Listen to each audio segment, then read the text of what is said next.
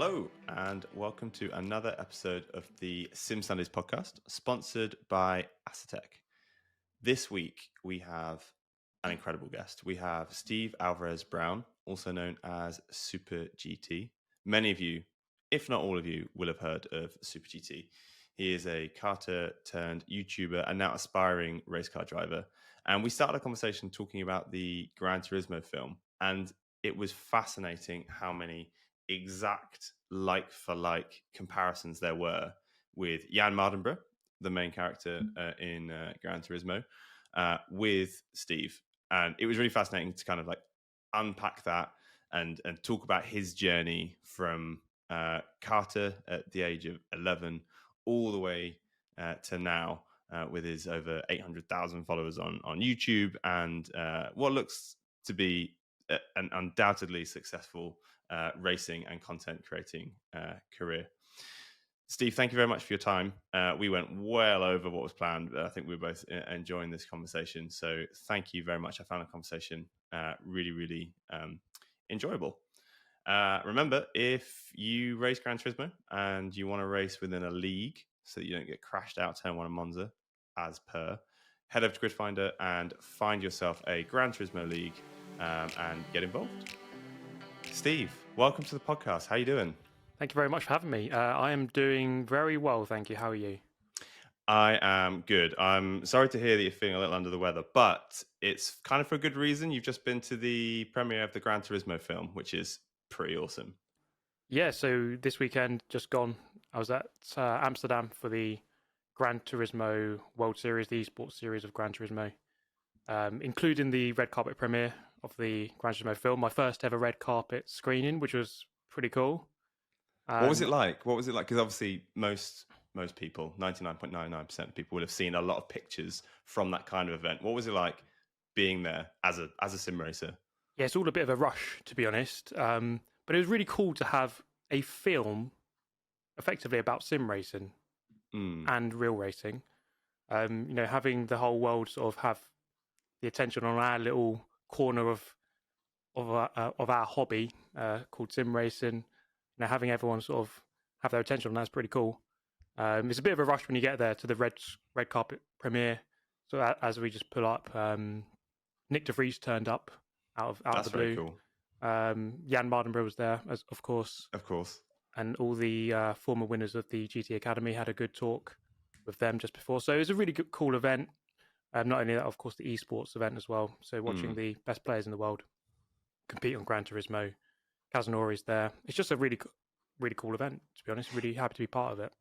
Yeah, it must have felt kind of almost like cathartic for you, because you'll have heard from this podcast that we like to kind of go through the story, the life story of people that we have on the show, and typically it's about how once you were a fan of racing games and now you found your niche within it to be able to make it your livelihood. Now, yesterday, me and the whole Grid Finder team went out for Nikhil, our CTO's birthday, and we watched the Gran Turismo film.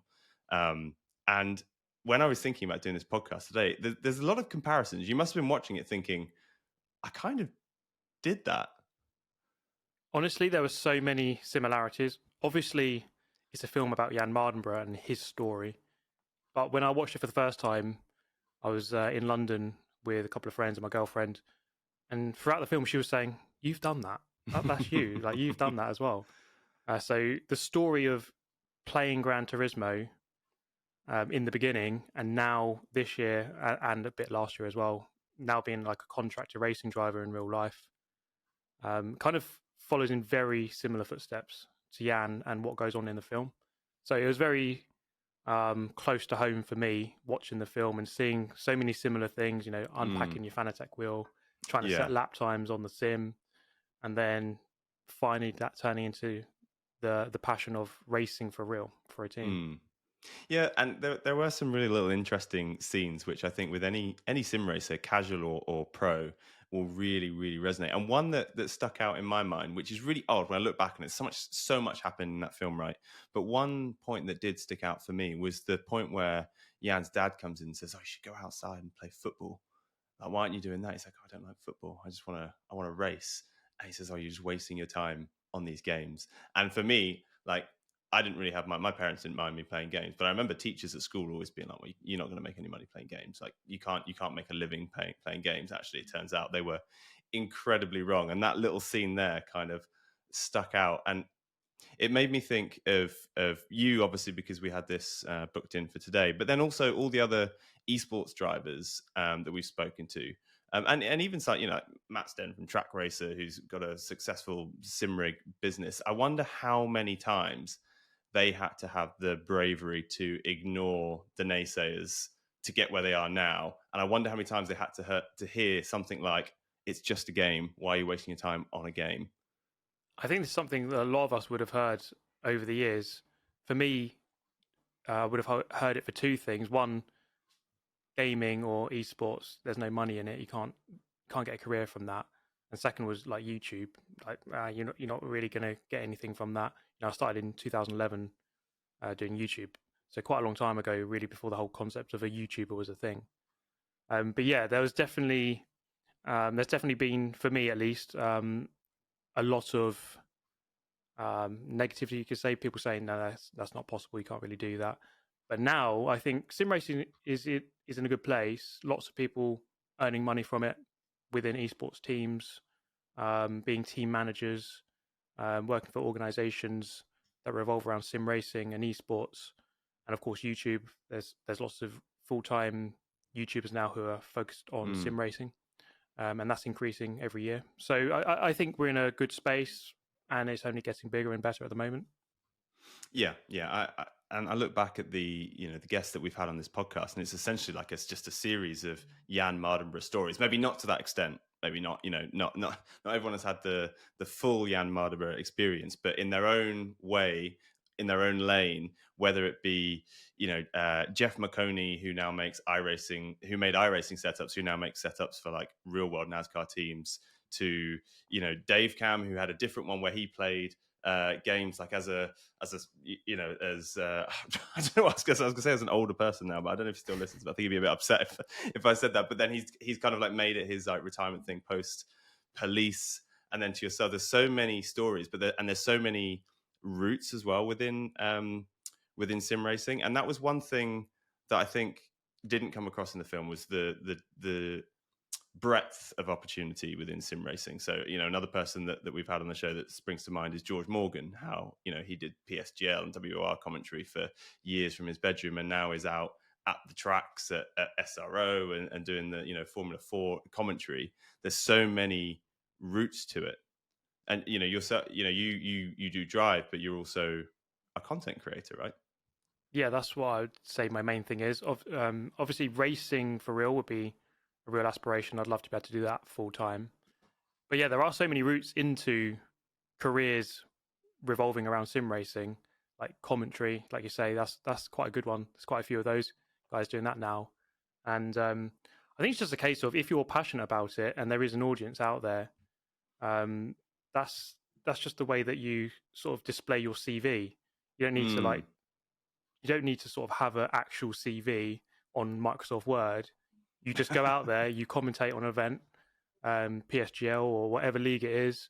If you're going down the commentary route, for example. But in terms of YouTube, just put the videos out there. That is your CV. Just make the videos better and better and better over time. And if you do a good enough job, there's people out there that want to watch it. And you can forge your living within this space. It's like the most entertaining CV ever. It's a CV that you can actually like watch and enjoy. And in sim racing, you have infinite opportunities to build a show reel and have quite a lot of fun doing it. There's thousands and thousands of leagues out there that would bite your arm off if you were like, can I just do some commentary? I just want to practice, get my shot. Like, there's so many out there that would love them to do it. So let's what I'd love to do in this podcast is essentially kind of create an audio version of the Gran Turismo film, go through your story bit by bit. But since we're talking about the film right now, were there any bits of the film that you felt missed the mark or didn't resonate with you? I mean, there are going to be some spoilers here, I suppose. One of the things was the racing scenes, which for me were a bit hit and miss. I felt like they did look very dynamic, the ones that recorded for real. looked pretty good, and they did look pretty racy. But then you had the CGI at the same time, which didn't look quite right to me. Hungaroring was used Yeah. a lot. And that was a proper actually moment when in the cinema we had all the Grid Fighter team there, and when it happened, we were leaning because that's Hungaroring. Like, oh god, we're those people. Yeah, so I suppose they had to make the film cater to all of us guys who know everything about sim racing and all the tracks. We know all the tracks. We know that's Hungaroring instantly, and it's not Le Mans. But then they have to make it one that the ordinary viewer who doesn't really know much about racing can watch the film and enjoy it. And I think they cater enough to both. It would have been nice, obviously, to have the real Le Mans, the real Silverstone, and not Hungaroring for everything. But yeah, the racing scenes were a bit hit and miss for me. In terms of the general story, I think it did a good job of just portraying a kid who has a passion, a clear passion for something. He has to fight lots of adversity to achieve it, from his parents, from people at the track. Some of his mechanics didn't really get on with him. Other people within the paddock, other drivers who don't want to get beaten by the gamer kid. So I think in that sense, it was just a good story of someone who had a passion and just had to fight for their dream. Yeah, and specifically to do with the point you just made about reception in the paddock. Obviously, you're a sim racer who has now spent time in the paddock. Did you ever experience something similar when you were doing racing and something slipped out, like some kind of opinion that you might have about a setup or a line or whatever it was, and have you ever been shot down in the same way? Sometimes, yes. A lot of it, yeah. I mean, comments within the paddock, things like, let's say I come back into the pit lane after a long stint and I'm quite exhausted. People can have an offhand remark about, yeah, in the sim it's not very tiring. But it's a weird, for me, it's always been a weird thing that the way that an identity is attached to you. You are a sim racer, therefore you know nothing about real life. But it's funny because I've been racing karts since I was 10. I've been racing like my whole life. I mean, like, I'm fairly decent shape. So to have that sort of label attached to you that you're just an overweight gamer that can't do anything for real, it's a bit short-sighted. Perhaps it's just like a very poor attempt at humor. They don't really know what to say. They just say something that first comes to mind. But yeah, it does happen, unfortunately. Yeah. And sometimes the motorsport community can be a bit, I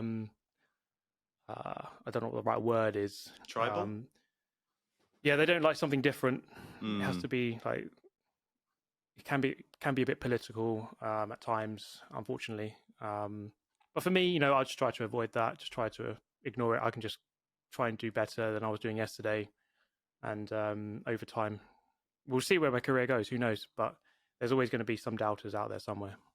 Yeah, I mean, it's interesting hearing you say, "I wonder where my career will go." I say you've already established an enormous amount, an amount that a lot of people would probably strive to achieve as an end goal, and it's obviously it's that attitude that has made you achieve so much so far.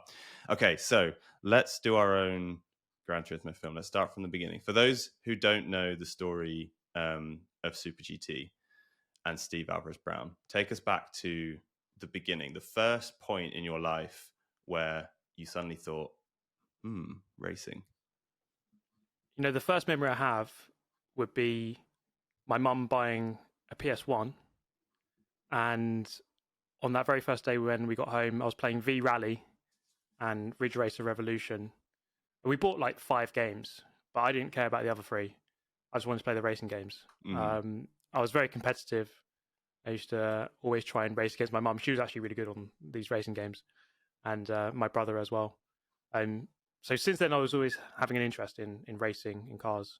I used to watch Formula One as well back in the late 90s. The likes of Hakkinen in the McLaren Mercedes. That was someone I always looked up to and respected. So yeah, for me, the racing journey started sort of late 90s in both gaming and in real life, supporting Formula One drivers. And then 2001, so on my 11th birthday, my dad bought me my first kart. So that's where the sort of the real life racing for me began. So at that point, I'm kind of doing gaming. I'm doing real life racing, and I'm watching Formula One drivers as well. So it's So a nice mix of three things. that's really interesting. Have you ever spoken to him about why? Like, why did he buy your car? Because that's a big step, right? To invest in a car. Had you done like a arrive and drive before that point, or was it just like almost like a gift, a toy? Let's see how you enjoy it. Like, was there ever an ambition? Was there any other kind of thoughts behind it? It was kind of agreed upon that we'd get that kart. We live, or used to live, very close to Butmore Park kart circuit. And Love if you it. drive past on the M2 motorway, you can look over and see it. And I used to always look over and see these karts going around, and I thought, like, I really just want to do that. I love the racing. I'm watching Formula One, and I'm doing racing on video games at that point. So I'm seeing this track. I'm like, wow, I just want to have a go on that. So we did have a go in one of their arrive and drive karts for like half an hour, and then it was pretty much agreed upon that we'd get my kart a couple of months later on my 11th birthday. That's beautiful. Buckmore Park was my first track. 'Cause I grew up in Maidstone, so it was naturally the first track I ever did. And I remember being terrified going downhill on the back straight that first time, being like, I didn't think it would be this fast, but it's a beautiful track to learn on. It's a really good track. Yeah, it's fast, but has a good range of corners. It's always been one of my favourite tracks. Balmoral Park and Wilton Mill, probably my two favourites. Like fast and flowing circuits with a lot of challenge. So it's a good track to learn on, to begin on. And I kind of raced owner driver karts for about 5 or 6 years, from 2002 to 2006, at the local kart track. So I learned quite a lot then, racing against the likes of Jolyon Palmer, who now obviously was in F1. So there was quite a lot of very good competition in that local area. Did learn a lot. Didn't quite have the budget to compete with those kind of guys, but just by being on the track with them, I think you learn a lot. Yeah. No, that's interesting. And how how competitive was it from the outset? When how clearly you can remember this phase, but when you first got in, were you like, okay, this is it, I'm here to win? Or did you have this kind of boyhood just enjoyment of the adrenaline and the experience? I'm always keen to understand how truly intrinsic competitiveness is with a person. I was always quite nervous at the beginning, like right at the start. It was a very intimidating place to be, a karting paddock where you've got all these big race teams, and they're all like, in the morning, they're all revving their engines really loud, trying to get them to run nicely. And you've got all these expensive motorhomes, and you're just this 11-year-old boy looking at all this money, and it's hard to sort of kind of just assimilate into that quickly. So I was actually a little bit nervous, certainly at the beginning, but I've always been a competitive person, always wanting to do the best and always wanting to win and always wanting to be better than I was yesterday or beat my lap time from last month or whatever it is. So I've always been competitive, always wanted to win, always wanting to race. Like when, let's say, as an example, like when my cousins would all come over, I'd always try and get us to just do some running race or something. It always involves a race. Yeah. And I was always trying to push that idea. Nice. There has to be like some way of whatever activity we're doing, I want to win. I want to win that activity. Yeah. Okay, so when you were doing the higher, so the owner kart racing, how aware were you of how unique it was relative to perhaps what your friends at school were doing? Because it's not usual. It's not, it's got to be less than 1% of people who even consider it. And at this point, I'm not really talking about the fact that it's expensive. I just mean it's not an ordinary sport for a young person to get super into. I don't think. Maybe it's a bit more so now, but when I was growing up, I knew one person at school who had any interest in racing at all. So were you aware that you're doing something different? Definitely. At school, no one else did it. So it was quite tricky to have a conversation about it. I really had to explain it in very basic terms to my friends, for example, who just didn't really get it at all. But yeah, karting certainly a very different kind of hobby compared to lots of other like football, tennis, golf, rugby, the more sort of common and usual sports. I suppose one example would be at my school, I did PE for GCSE, and we had to choose 4 sports, and I wanted to do karting because it's like one of the few that I'm like pretty good at, and they wouldn't allow it.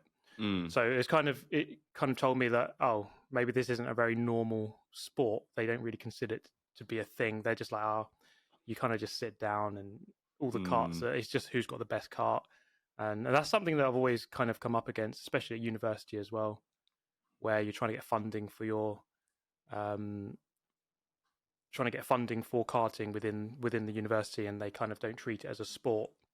So you're always coming up against that with kart racing and motorsport, that a lot of people don't understand it, that it isn't, they don't consider it to be a sport. Mm. It is kind of unique, isn't it? It's almost the same argument as horse racing, where it's like, okay, the horse is doing most of the work, and it's almost a direct comparison when you think of horsepower in a car. You know, that's doing a lot of the work, but obviously the jockey or the rider has a bit of, not a bit, an incredible amount of skill in order to get the most out of it. But having done a few enduro car races in the 4KA, getting almost up to 90 miles an hour at points, I can tell you, going around those corners, it's a physical job after a couple of hours. It's very tiring. It is very tiring. I think the thing about it is that when you just look at a driver in a car, you can't see the forces that are acting upon them, so it just looks like it's nothing. But yeah, you do these endurance races, it's tiring. It's the heat, the uncomfortable nature of the cart or the car, and then the fact that you're tired. You're doing maybe in a 24-hour perhaps. You've got to go out for multiple stints. You've got to have a lot of concentration. It's very tiring. It's very tiring indeed. It's a strange kind of endurance, isn't it? Because it's not necessarily cardiovascular CV. It's not running, and it's not weightlifting either. It's almost a combination of continual tension and mental alertness having to be kept at a constant 100% for long periods of time. I did talking of Wilton Mill, I did the WTF1 race. Sorry, not the WTF1, the Motormouth race at Wilton Mill with Tomo F1, and I think my stint was like 40 minutes. And I came out completely like drenched, but also like emotionally, maybe not emotionally, but like mentally drained, right? Especially if you're racing as part of a team, or you're racing as an individual, but you know how much responsibility you have within the rest of the team. By that, I mean the engineers or whoever your sponsors are. There's a lot to think about in karting. You're constantly concentrating. Once you're out there, and you know you've got your barometer, the guy in front is 2 seconds in front. To lose a tenth is just like the most awful thing ever. So you have to like be on it every corner. You can't just this lap I'll take a bit easy. You know, you have to be on it every corner of every lap for an hour, for 2 hours, and then later that day another stint, for example. So yeah, it's a lot more mentally tiring and physically tiring than it at first seems. So we did that WTF1 event. Jimmy and I did one with WTF1 with Buckmore 24 like a couple of years ago, and we ended up doing I ended up doing 7 hours of the last like 9 of that race. So that was, I did like a 2.5 hour, then went back in, then went back out again for another 2.5 hours. It was just absolutely, I don't know how I survived, to be honest. But at the end, if somebody said, "Oh, actually, you know what, we're going to need you to do a double stint," you'd have snapped their arm off because it's so enjoyable, right? You just do it. I mean, yeah. I mean, it wasn't so enjoyable that day because it was like soaking wet. It was very miserable. Watched some of it, yeah. But yeah, I mean, I love racing. Always want to do it, so I'm not going to complain too much. No, and something I've noticed from watching your videos is that I would say that you're incredibly analytical when it comes to racing. Like some of your go-karting videos, you really break down and analyze what you and other people are doing and give people an insight into the strategy of go-karting. Or racing generally, but obviously in the cases of the videos I've seen, it was always karting. Now, how aware are you of that strategy whilst you're racing? Like, is this something that you like to do afterwards and break down kind of what was going on and then share it with your viewers, or is it something that's continually going through your mind as you're racing? It kind of is, and it isn't. I think the best way to race is where you're not really thinking that much. You're kind of in a natural state where you're racing around, you're driving around, and you're not really thinking. You might be thinking a little bit, of course, but for the most part, when you're just in that flow state, that's probably when you're driving at your best. So for me, when I'm racing, I don't really think too much, but then it's afterwards when I like to go through. This is what I was thinking at this point. Oh, this guy here, yeah, I'm going to try and engineer a move into the following corner by getting him off the line or something like that. But I've always enjoyed being analytical and trying to describe things clearly, so that the viewer can learn something. Yeah, it's interesting because obviously with karting especially, the strategy almost comes down to two brains under high tension trying to outmaneuver each other. It's like a rapid game of chess under pressure. Do you think that that element of it carries across directly to sim racing?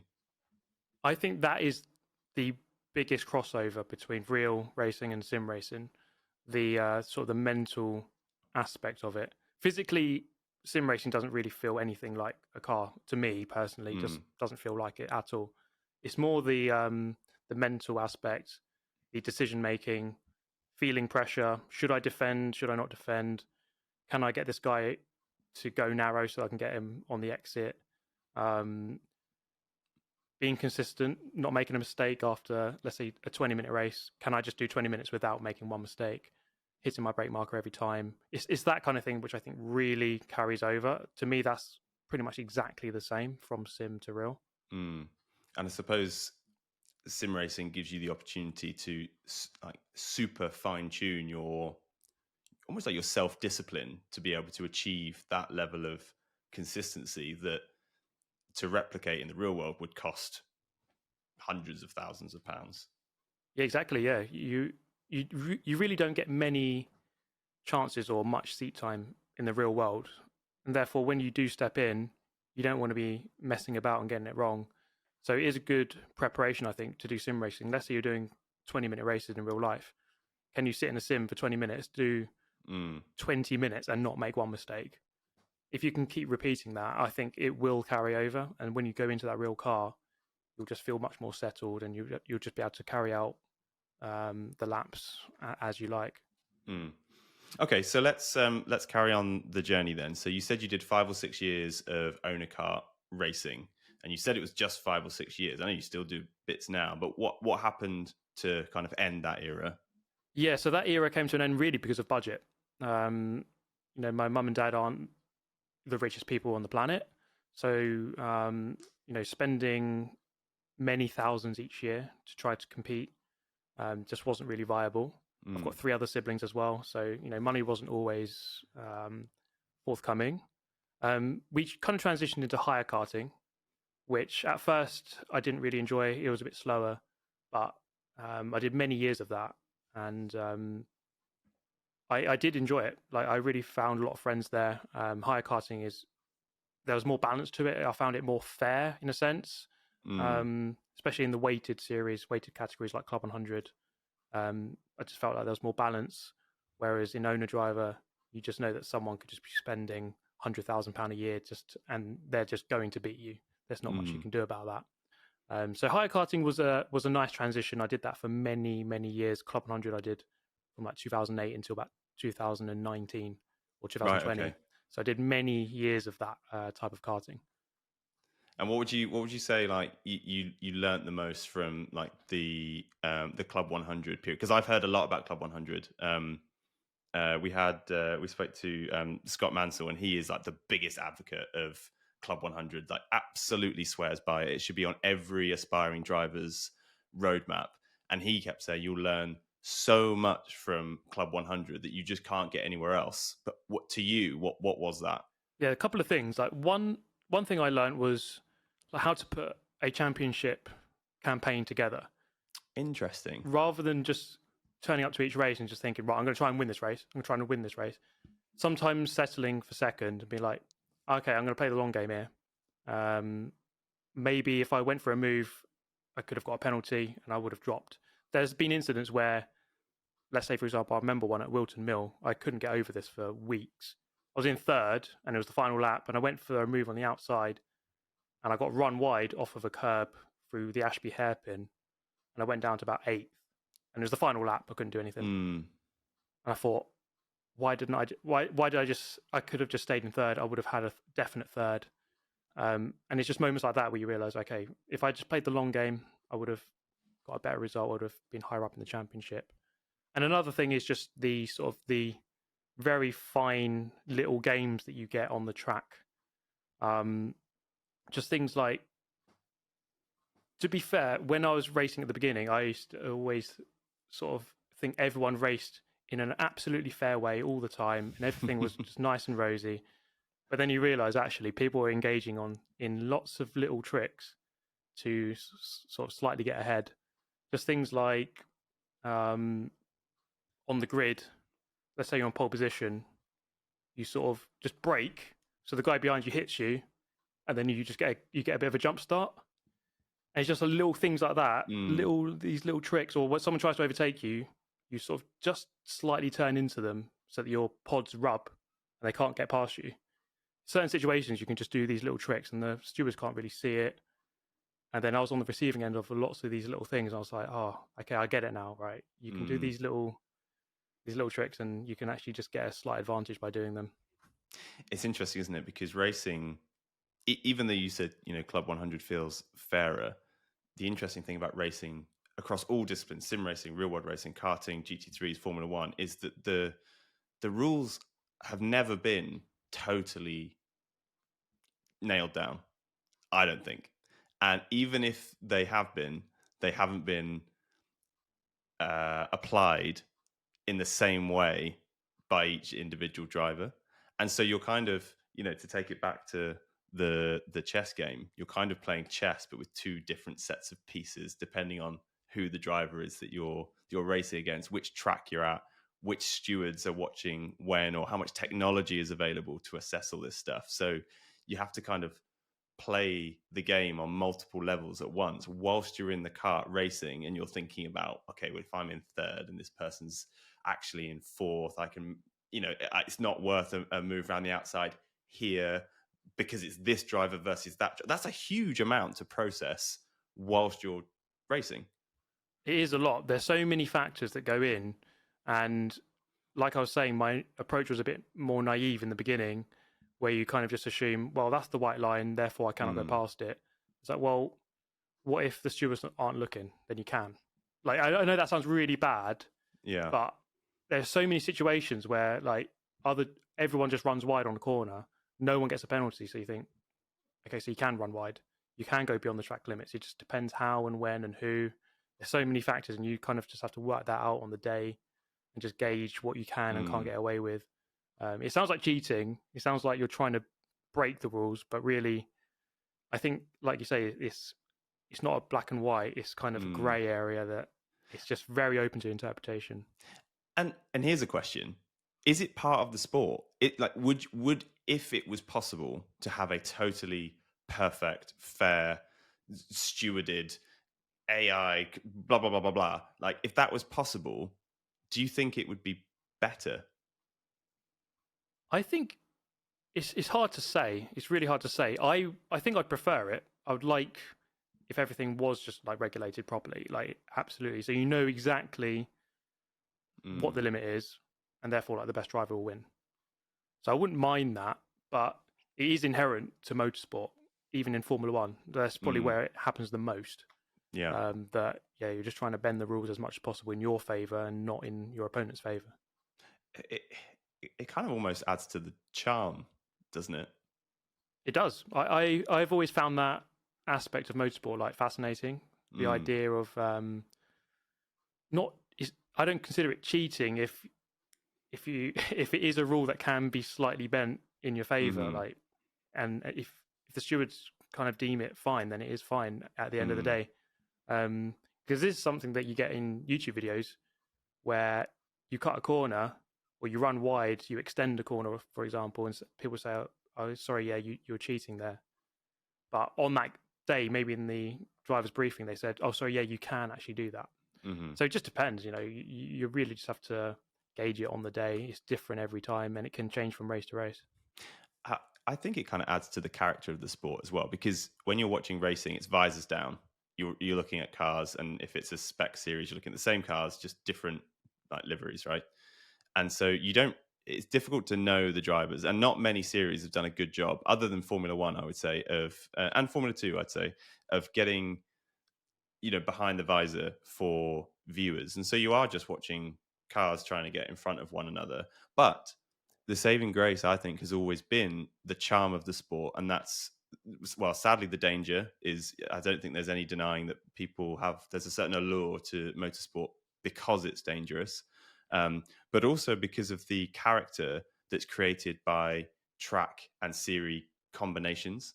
So, something like, we raced at, I don't know, I hate listening to myself back when I talk about enduro car, because the only series I've done, but it just seems so tiny compared to everything else. But I remember when we raced at Donington, it was really strict, and it looks like a racetrack, right? And it just felt very official, and everyone was behaving, and it was just all about a good qualifying and clean overtakes, and the stewards were on it, right? So Donington to me had this character.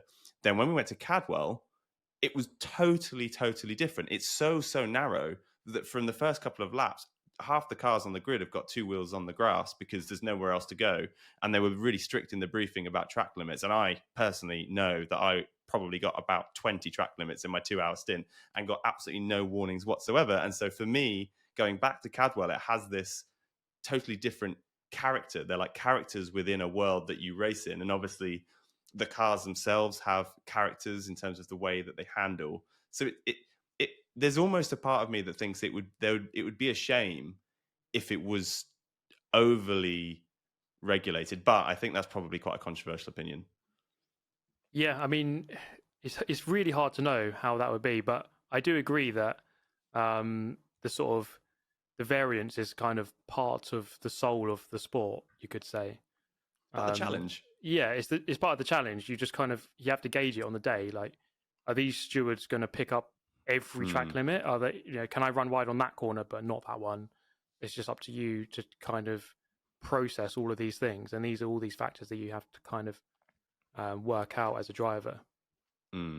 Okay, so where did YouTube come into all this? At what point? And perhaps the most interesting question I like to ask is, before you created the YouTube account, I know you probably have one to watch stuff, but before you created like you decide, I'm going to make an account, I'm going to start streaming, what was the motivation behind it? Like, why did you first buy that webcam to start making videos?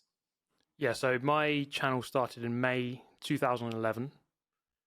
And the reason why I started was really because I was having lots of really good races online. And I kind of felt it a shame that I couldn't watch them back.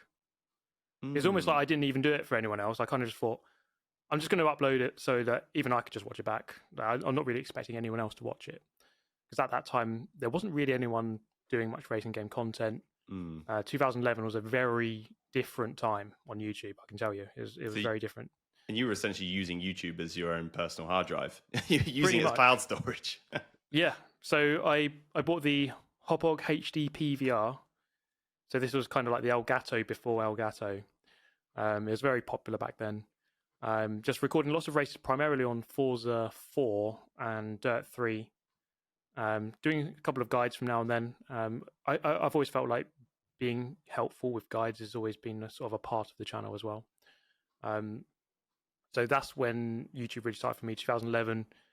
I didn't really do it very seriously for 5 years, I would say.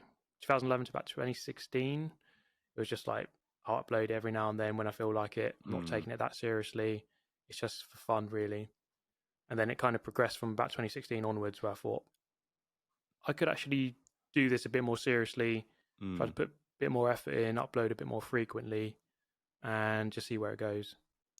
And just to dive into those early years, those first kind of 4 or 5 years. Now, when people create YouTube channels nowadays, that one of the things that I think people find to be the most important thing is the creation of a community that goes alongside a YouTube channel. I know the term community is bandied around all over the time now, but you don't see YouTube channels with more than 100 with more than 100 subscribers that don't tend to have a Discord channel assigned to a Discord server where they can talk about their videos and stuff. It seems to be, it kind of goes hand in hand. If you have a YouTube channel, it's like, hey, join the community, get involved with this, that, and the other, blah, blah, blah, blah, blah.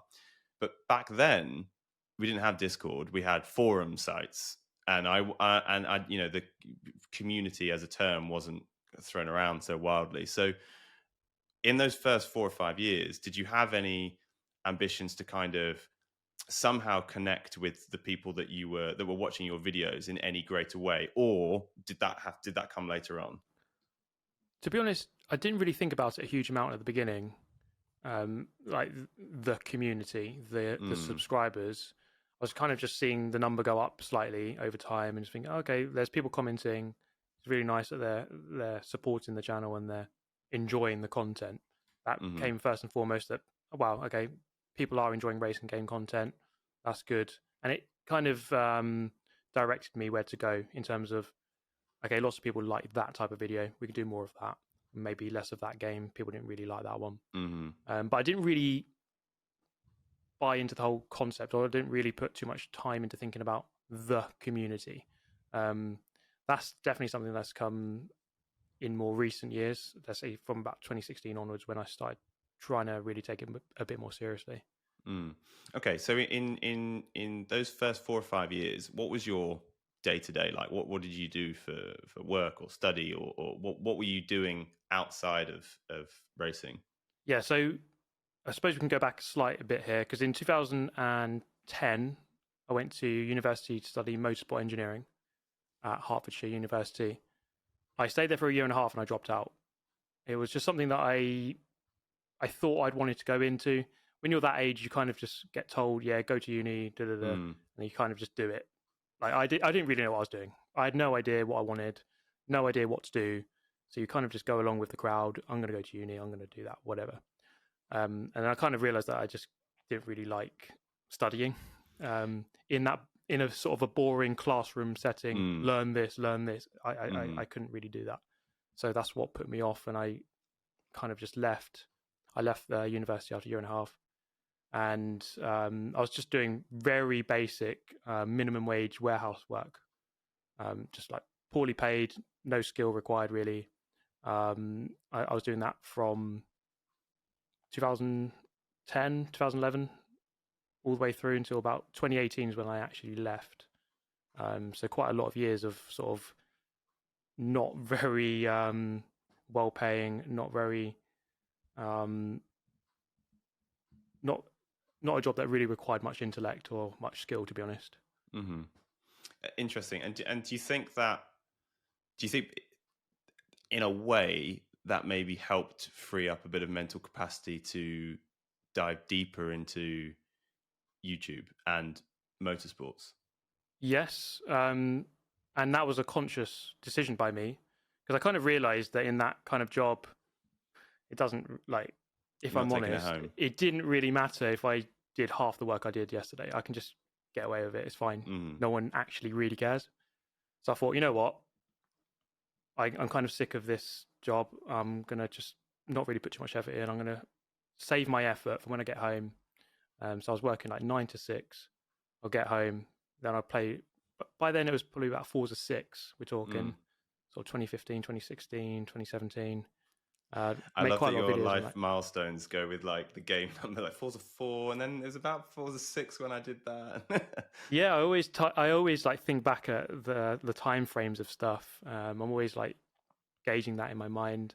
So yeah, it was just a case of pumping lots of content out in my free time, which I didn't have a lot of.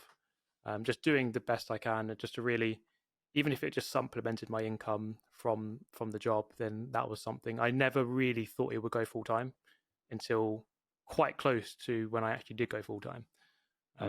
Yeah. Interesting. That's really interesting, actually. There's so many stories of people who do it as a passion outside of their day job, and at some point they have to make that decision of like, right, do I carry on down the safe route, or do I jump into something I'm genuinely passionate about? And actually, I was going to kind of glaze over this, but it's probably worth, like, I just want to highlight it. You said something interesting earlier when you said you went to university and you followed the crowd. You did motorsport engineering, right? And I didn't go to university either. I was just, I was going to study. I signed up to study law. That was what my family wanted me to do. That's what I was going to go and do. That was my destiny, to go and study law. And then I remember Googling law. I mean, oh my God, this is so dull. So I had this dramatic day where I just left school and went and ended up joining the Navy. And then that was it. I just went and did that. That was purely because I didn't know what else to do. But your university choice was quite clearly motivated through passion. So it doesn't feel like you were following the crowd, just you were going because everyone else was going. It sounded to me like there was a direction in mind that never left you whilst you were in the warehouse job The way all that the way through uni. yeah, the way that I processed that now, that whole time was kind of, I didn't know if I should get a job or an apprenticeship or go to uni. I knew that I wanted to do something to do with racing and motorsport. So that's kind of how that happened. I'll go to university because that's what you're meant to do now, I guess. And there's only one thing I can do, that's motorsport. But then I kind of realized, you know what, that when I was there, I just really didn't enjoy the theory of it all. I just wanted to be the driver of the car. I didn't really care so much about the physics behind it. More, I really cared more about, can I get in a car? Can I drive it quickly? Can I drive it quicker than all the other people? That's all I cared about. And that's why I enjoyed the University Karting Championship and doing stuff like that. But sitting in a lecture hall learning about the physics of whatever it is about the engine, then you know, I just couldn't really care less. So there is another perfect direct link to the Gran Turismo film, where there's a bit in it where Jan Mardenborough, I think it's his mum, or which was Jerry Halliwell, which freaked me out a little bit. I wasn't excited. I hadn't seen that ahead of time, and when she came off the screen, I was like, "What?" I wasn't ready for that. I think she says something about go to university and study motorsport engineering, and he's like, "They won't let you drive the cars, so I'm not interested." It's funny how there's all the way through this, there's these very direct links along this journey. Yeah, that was another one of those similarities that I was just looking at. I thought, wow, yeah, I did exactly the same thing. Just, it was clear what my passion was, and it was clear what it wasn't. And I suppose this is a lesson to anyone who's sort of at that age now, where you're thinking about, you know, what do I do now? I'm leaving school. I have no clue. Let's just say there's more options out there than just doing what everyone's doing. It's very easy. Let's say everyone in your class are going to uni. It's very easy just to go, oh, okay, I'm going to uni because I kind of want to fit in. But just take the time to kind of have a look at other options and don't be afraid to follow them, because people will say, why are you doing that? Come on, what are you doing? Like, this is the better thing to do. Sometimes you just got to do what's right for you. I think if you don't do something you enjoy, you're not going to go in any meaningful direction, is what I've learned. So you go full time on YouTube. What was the trigger for that? Yeah, so at the end of 2017, December 2017, I remember having a very good month financially from YouTube. I earned more from that month than I did at my job, about 3 times more. So I thought, wow, okay, that's really good. I know it's December, and December's always better. So January and February weren't as high. But I came back to my job in January, and I said to my manager, I want to cut down my hours. I cut down about 30 or 40% of my hours, knowing that that extra time I could reinvest back into YouTube. So it was like a time investment. So now that I've got more time, I can earn more from it. And it only took 6 more months. So in June 2018, I felt like I was in a comfortable enough position financially. I was earning about the same from YouTube as I was from my job, that I could take that big plunge. It was a huge decision, because I was always one that was to play it safe in life and not really sort of just take the big risk. Now I'm much more, now I take much more risk, but back then I was just playing everything very safe. And I suppose one trigger that really helped me just after I went full time in June was in September 2018. I made a video called Forza 7 Shameful Rammers. And it's my second most viewed video on the channel now. It's got 5 million views. And that video just took off. Actually, it might have been Forza 6, sorry. But it took off. It went absolutely crazy. And from then on, like, financially, I was always okay from that point onwards. First few months after going full time were a bit sketchy. Like, oh God, have I made the right decision? I don't know. But from that point onwards, September 2018 is like, okay, I'm safe now. I've made the right decision. We can just push on and keep growing this YouTube channel. And how active were you during that period in terms of like self-development? So obviously nowadays everybody knows if you want to be a YouTuber, there's actually quite a lot of study to do. And some people would debate actually it's more about personality than it is about algorithm. Other people say actually your personality and your hashtags don't matter. It's all about the thumbnail. Like there's all these theories. There's a lot to learn. Were you somebody who was kind of very consciously trying to learn the craft, or did you just do what you enjoyed? Both. But I've always been someone that's sort of analysed what works and what doesn't work. So I'm constantly looking at other channels, not just sim racing, just broadly on YouTube, just to see, okay, this type of personality works for this works for that. If you say this in the first 30 seconds, like it helps or it doesn't help. So I'm always sort of studying and just always constantly honing my craft on YouTube. YouTube is one of those things that you can never like fully learn because it's always changing.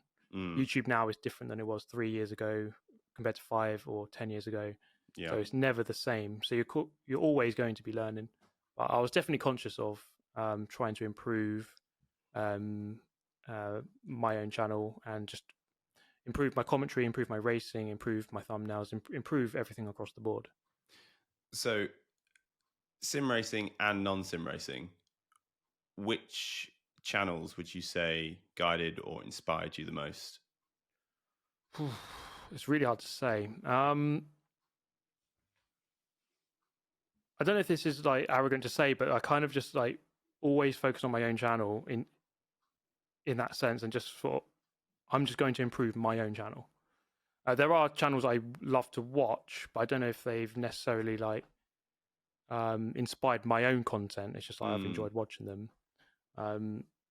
But there's bits you take from sort of every channel out there, just like one little thing here, one little thing there. Even do you have any channels that you go to kind of regularly? Do you have any like home favorites? There's a couple. There's one called Stora. They're a bunch of like parkour artists from the UK. They cool. have a very fun style of editing and a good camaraderie. The way that they interact with each other is really good. There's a guy called Bald and Bankrupt. Guy just travels mainly Eastern Europe and just like very interesting vlogs, interesting locations, and with interesting people. To be honest, I don't really watch a lot of sim racing or racing content. That's interesting. Sim racing content, I just don't watch it. Only to sort of pay attention to what's going on roughly, so I know what people are doing. But I watch a lot of racing, like Formula One and WEC, GT3 racing, like Pikes Peak World Records, or things like that. I'll watch, but a lot of sim racing, I don't feel like it's actually that interesting to me. As weird as that is to say, I don't really watch sim racing at all. I have a theory that sim racers don't watch sim racing. I have a theory that it's gamers and motorsport fans or people who are interested in getting into sim racing who watch sim racing, rather than if you have a wheel and pedals, because it's so immersive. I've always had this theory that sim racing is all about participation, not about viewership, because if you have a wheel and pedals, if I had the choice of spending an hour racing or watching someone else race, I'm obviously going to go and race myself. I agree. I think there's definitely truth to that. I think one of the main things that sim racers do want from a sim racing channel is just guidance. How do I get quicker? Yeah. So that's a comment I get a lot. I watched your video in order to improve around this track, around that, in that car. So that is something I've definitely a trend I've definitely seen. But yeah, I agree. I don't think if you're sim racing a lot, you probably don't watch it a lot. Yeah, no, I totally agree too. Okay, so now let's talk about the explosion of Super GT, right? So the total difference now from 2015, 16, 17 probably looks totally different to 2022, 2023. I don't know if you remember, but we met in 2020 at the Sim Racing Expo.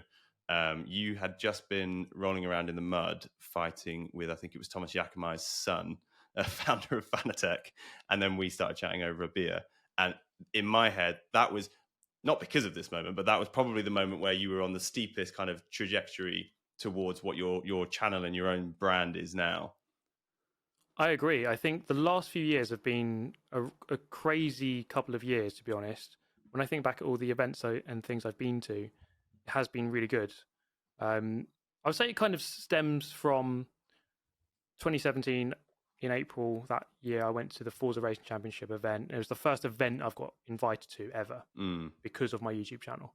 So, okay, like this is a positive beginning. I'm going to an event now. They've clearly seen my channel, so that's good that they've recognized me. And like progressively since that year, I've been invited to like more and more events over the years. But like you say, yeah, 2020, I think it's 2021 Sim Racing Expo at the Nürburgring.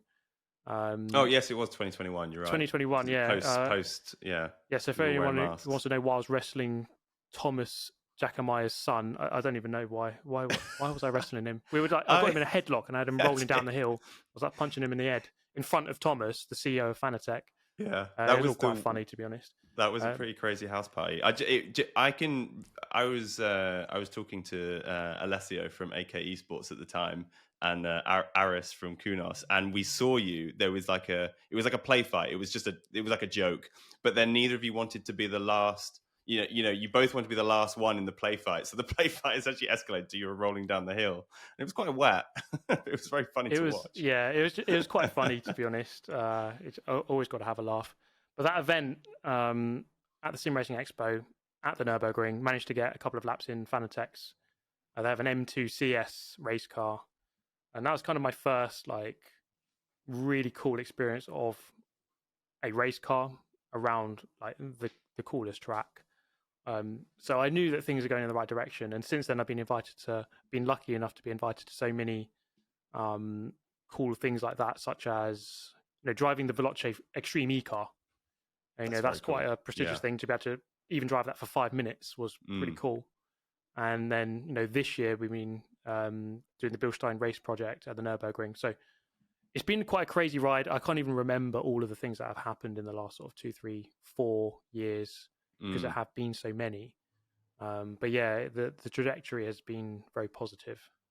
Yeah, I mean, this podcast would be about 3 hours long if we went through absolutely everything and all the projects that you've been able to do and all the kind of brand ambassadorships that you've been able to do. Like one of the ones that stood out to me when I was just doing a bit of research for this project was the Radical project that you did. Tell us a bit about that. Yeah, so last year I was trying to really get into a lot more car racing. So last year was my first year of car racing.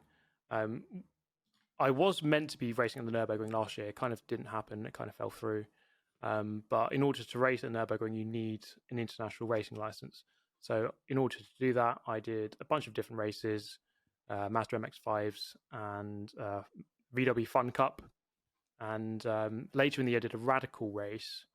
So I've got a manager who tries to like find different brands that I could race for and be part of their brand. And we settled on Radical in the SR1 at Donington, which was the first sort of foray into a downforce car, which was really interesting to get used to because you've got this sort of invisible grip that you kind of have to believe in. You kind of have to turn into the corner too quickly, but then just believe that it will grip, and it will. So it's kind of a really hard thing to grasp when you're in a car and it's real and you're going 100 mile an hour or quicker, that you're not going to crash. Like the car will grip. So that was something to get used to. I did have quite a big crash. A car was quite erratic in front of me, and I got on the power a bit too quickly. Car did a 180, and the next car around smashed head on into me. I mean, I don't even want to know the speed, but a very scary, visceral, and real moment. Luckily, I came away unscathed. The car didn't. But surprisingly, they said no to me racing again after smashing up their car. But again, not to keep coming back to this, but so I love the bit in the film where they're constantly saying, "You got your FIA license." They kept shouting that at Jan Mardenborough. So obviously, there was it's not really a spoiler because it was kind of common knowledge, but there is a crash whilst he's going through that process, and it's kind of obviously not to the same extreme. But you had that same experience. Now, I imagine, if I can assume, that when you were sim racing and you had these visions of one day racing, you must have thought, well, when I race, I wonder how I'll react differently, knowing that I could crash, and a crash means so much more. So again, I've just made that assumption. Was that something that you were conscious of? And after the crash, how did you reflect on it? I think it is something you think about. You know what? I think more about crashes in terms of the financial or reputational penalty rather than Mm, physical harm. Like, I don't really think, oh no, like this is going to hurt. I could crash and I could get seriously hurt here, or worse. You know, you could get killed on a racetrack. It can happen.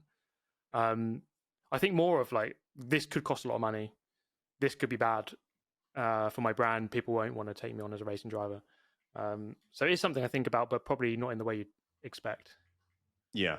And so, and you know, after you had your crash, obviously, I know you didn't race with them again, but you've done other races. The first time you get back in the car, is it on your mind, or is it just you're back to okay? I just don't want the second financial and reputational penalty. To be honest, I didn't really think about it. You just get back on with it. I had quite a big crash in 2021 karting at Wilton Mill. Um, Went around the first corner, there's a wet patch, hit it straight into the wall, kind of fell out of the cart. Um, I was back out in the next race, didn't really think about it. You kind of just have to get on with it.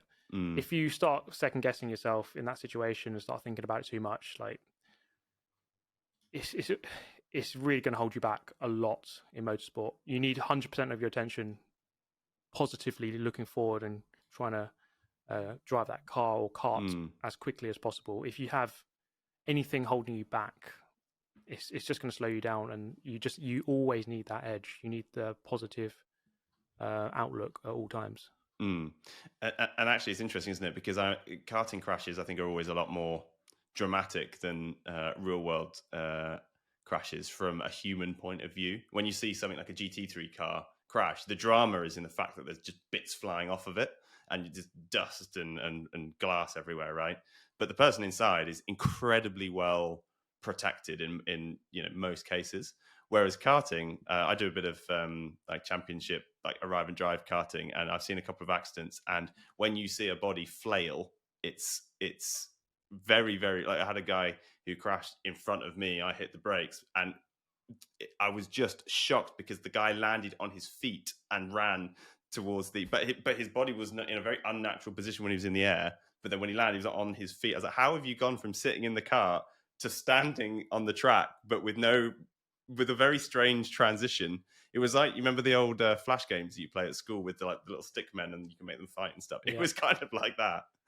yeah, it's always very dramatic. Like I don't know if you can. No, it's not behind me here, but my girlfriend even made a poster about the crash, and she went through the video frame by frame to find the worst looking part of the crash because I'm Oh, that's sort of half nice. hanging out, and it looked like one of those weird things you see outside petrol stations where they kind of move Mm. in the air like that.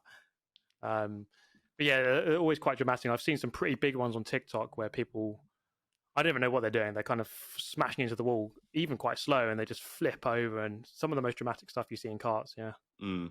Our UI designer at Gridfinder, Matt, who is a huge fan of yours, I actually asked him if he had any questions for you, and he said that he was blushing and couldn't think of any. But he's done that. But just before we did the Motormouth race, he showed me a little clip of your crash, just to, like pep me up. I think I don't really know why he showed me it, but yeah, it was quite something to watch, and it kind of makes you realize kind of how the further up you go, it's almost like a diagram that crosses over, where the higher up the motorsport ladder you go, the more financial and and reputational damage you do, but maybe the less bodily harm you do. And so the fear changes. It swaps from pain to kind of reputation and wallet pain. Yeah, I agree. I think certainly since jumping into cars, I mean, touch wood, but I feel a lot safer, and I know that if I have a crash, it's going to cost a lot of money. Mm. Um, I probably won't experience as much pain. Having said that, I did have quite an innocuous crash last year in Mazdas, and someone hit me in the rear quarter, and I spun, but it sort of yanked the wheel, and I had sort of a wrist injury for like 7 or 8 months, pretty bad. So that was kind of a bit of a Nice. warning that like Yeah. even like a small looking crash can actually be quite bad. Yeah. Okay, so moving on from crashes, what's next for you? Good question.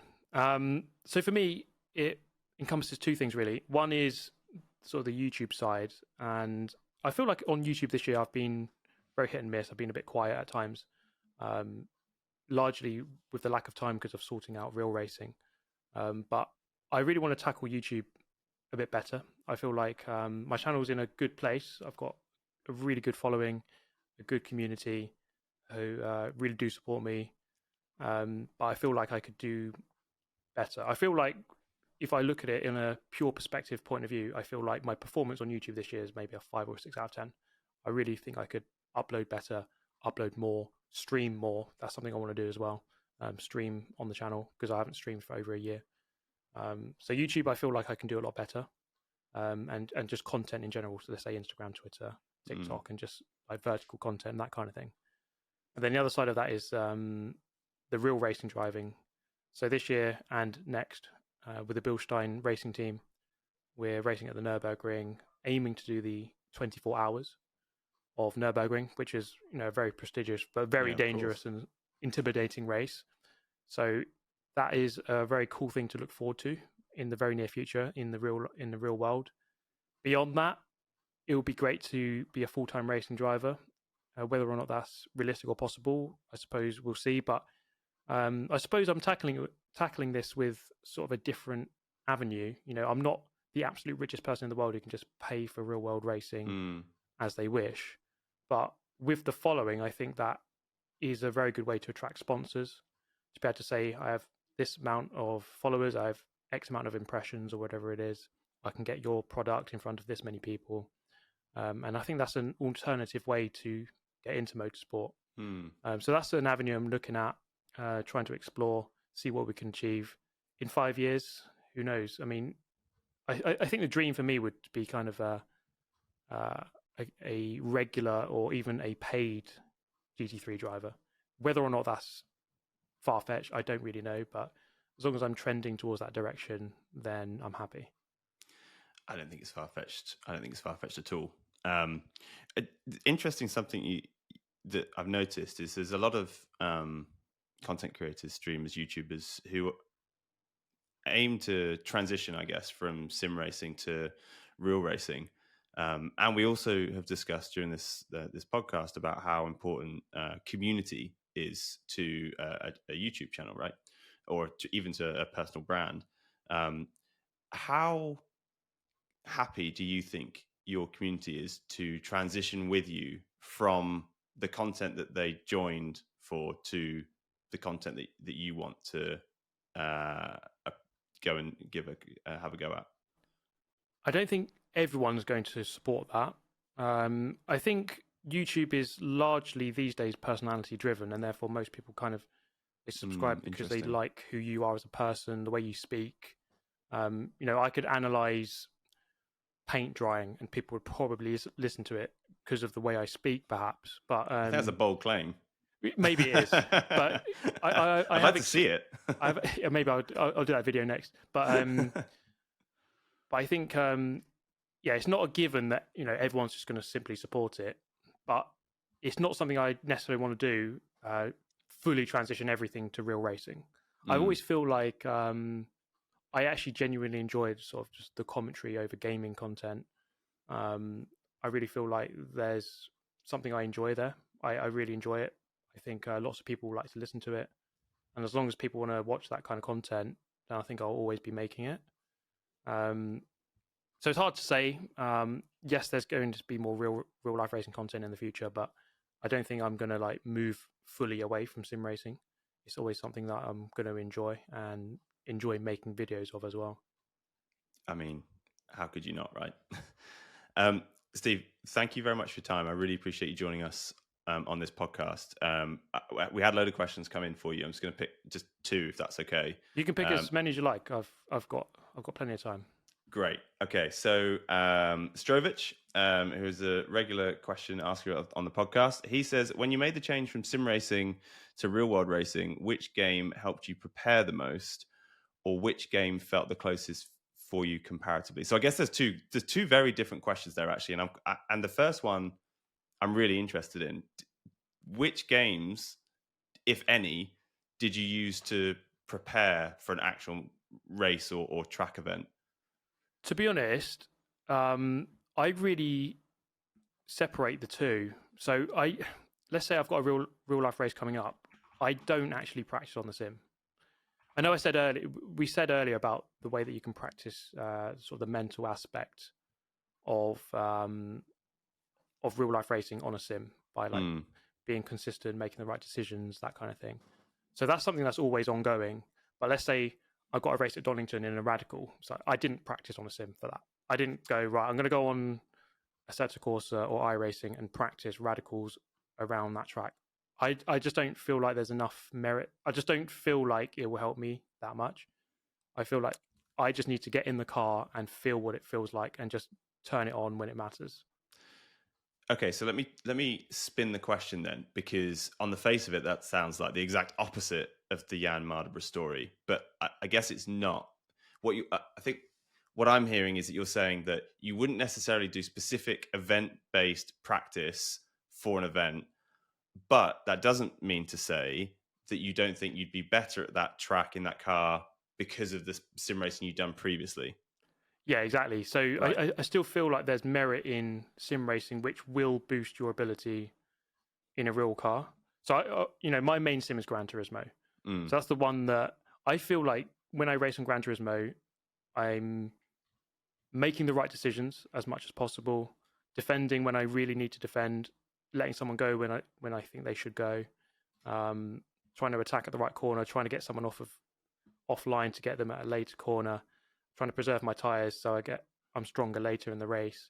There's all these factors that do carry over, and that's sort of ongoing and never ending. Mm. So the biggest game that's helped me is Gran Turismo. As weird as that is, because it's not the most detailed. I know it's called the Real Racing Simulator, but um, for me, it's the one that I've played the most, and I feel like it really simplifies the whole process of like, here's a race, try and do it as quick as possible, trying to beat all the other people, and I feel like I can just jump in and do as many races Mm. quite quickly. So, would it be fair to say that you see the merit in sim racing to improve your racing, but not necessarily the driving? Yeah, I feel like for me, it's all about decision making. That really improves in from sim racing, I think. Mm. But just sort of the real visceral feel of what it's like to drive a car. For me, I have a massive disconnect between sim and real. Mm. Um, this could be different between different people, of course, but I think for me, because I've been karting for so many years, I'm so used to the real Mm-hmm. feel, and therefore, when I play a sim, to me, it feels really different. That's really interesting. I again, to bang on about my one enduro car season, I found it incredibly useful. But I think that's because I hadn't really done the tracks that we were racing. So we were doing Cadwell Park and Donington and Snetterton. They're not, those three in particular aren't. And we did Donington, but so I kind of knew that one. But those three, you don't see them too often. They don't come up in the playlists so much, and so for me, it was really useful. We had a mod for the 4K that Chris Hay tuned for us to make the gear ratios the same. And then we did a test day, and we went out and checked that we were changing gear at the right time, the braking markers were the right time, the apexes were the right time. So then we could go around, and I could learn the track for my first ever race. I could be like, okay, I need to brake at this marker. I'm going to turn in here. I know that I'm expecting to change gear here. And I think for me, when you get to a track for the first time to race, there's a lot outside of the racing that can be quite overwhelming. The driver brief, getting to the track, signing on, which wristband do you need? Have you got your helmet, the right sticker that you need? Are you going to go to scrutineering at the right time? Like, there's a lot outside of the racing that's actually quite overwhelming and quite a lot to process. So being able to, once all of that was going on, I got into the car for the first time and my head was a bit frazzled because we were making sure that that we were in the right place at the right time, at the right car, blah, blah, blah, blah, blah. Being able to go out on track and at least know the lines, the braking points, the turning points, when I was going to get back on the throttle, which gears I was going to be in, was a huge help to just fast track the process of getting to a stage on the track where I was, chasing tenths, not hundreds. I think Sorry, that's not really, seconds. yeah, I think that's really fair. I mean, for me, it's not something I've done in the past, but as I hopefully race more in the real world, and there's going to be tracks I haven't been to, like Snetterton, I've never raced there, and it's not been in many sims. it probably would be a good idea to jump in and just do a couple of sessions just to really, even just like you say, fast track the process of, okay, right, I know the rough geometry of the track, so I can kind of just, I'm not as overwhelmed when I jump in. Because like you say, this is something that's very different between sim and real. In sim, you kind of just press start, go, it's all easy. But when you go to a real race, maybe like the seat isn't comfortable, but they're like, right, just go, Yeah. Yeah. go on, go. You or even my very first race, they went, right, go to Parc Ferme. Pardon me? And I have no idea where it is. And I'm just driving through the paddock aimlessly. It's just lots of these little Parc things Ferme? that, yeah, you just don't quite get in the sim. That in the real world is a little bit more intimidating. You're not quite sure of everything, and there's just a lot to think about. There's lots of things that can go wrong and play on your mind when you're out on the track. Yeah, when I first rolled up to the grid for Donington for qualifying, you go round the GP track on the after the hairpin. That's where you start before you go out onto the track to start qualifying. And the slowest driver we're in a team of 4. The slowest driver always qualifies first, right? So you go out and I warm the tires up basically and bring it in for the next person. But when we went out, we hadn't charged the fire extinguisher, hadn't been charged or plugged in. There was a light not showing, and the guy was like, you need to do the thing with the extinguisher with the light. And I was like, the what with the what? So then in the middle of the pack route, we're like 3 wide, all queuing up, ready to go. I had to do this very awkward 3-point turn, and you can't see backwards in a race car. Like you're not doing the whole like arm over the back seat, looking back with one hand on the wheel. Like that's just not how it works. So I was trying to do this very awkward 3-point turn without hitting any of the cars to then go back the wrong way down the track, back through Parc Ferme, back to the garage. Our radio wasn't working, and I turned up and I was just like waving my arms. Everyone was like, "What the hell's going on? Why are you here?" Qualifying starting. I was like, "Oh my god!" You learn so much like the first time you go to a track, but it's kind of a funny story afterwards. But there's a lot of stress at the time. So qualifying, going out onto those first 3 laps, at least I was like, right, I'm just gonna complete these laps. That's essentially my goal here, is to complete these laps. Yeah, there's a lot more complication than at first it seems. Just a lot of procedure, and a lot of it isn't explained to you. You kind of just like in the complete dark about it, and you're out there on the track. And like I say, you just need 100% of your focus to be on the driving and not on, oh god, why is this button not working? I need to turn the traction control off. What's the process again? I can't remember. So just all these things. There's lots of things that can go wrong. Yeah. Now, Strovich's the second part of his question, I think you've kind of answered, but he says which game felt the closest comparatively. Now, I think you said that none of them feel comparative, but maybe if I can twist the question slightly, are there any parts or any elements of any game, and I'm not talking necessarily about the physics or the force feedback, but are there any parts of any game which you feel does resonate with the experience of being on the track? I think iRacing is good. Like the procedure of like signing up to the race, doing the qualifying. There's a bit of a build up. The races are a bit longer, and there's more of an expectation to race properly. So I think iRacing has always done a good job of that, and I think iRacing is probably, for me, in terms of like the actual feeling of the handling of a car, is typically very good. For me, Gran Turismo was actually not too bad in terms of like the weightiness of the car. I've always felt like iRacing is really light feeling. It's like I'm sort of like driving a hovercraft, and I don't really feel gravity in the car. And I actually always felt like Gran Turismo does a very good job of like simulating the gravity. Like I'm pushing the car into the ground. So there's sort of 2 answers there: iRacing for the sort of the procedure and the actual handling feel on the hands, but then also Gran Turismo in terms of like the raw feeling of like strong force feedback and how heavy the car feels. Yeah, I totally agree with you about your point to do with the process of iRacing. That's something that I've always loved about iRacing. And again, I find I used to love doing the Formula V's and the Skip Barbers, but they are a nightmare to be able to just do a couple of laps of that coming off the track. It takes a little while.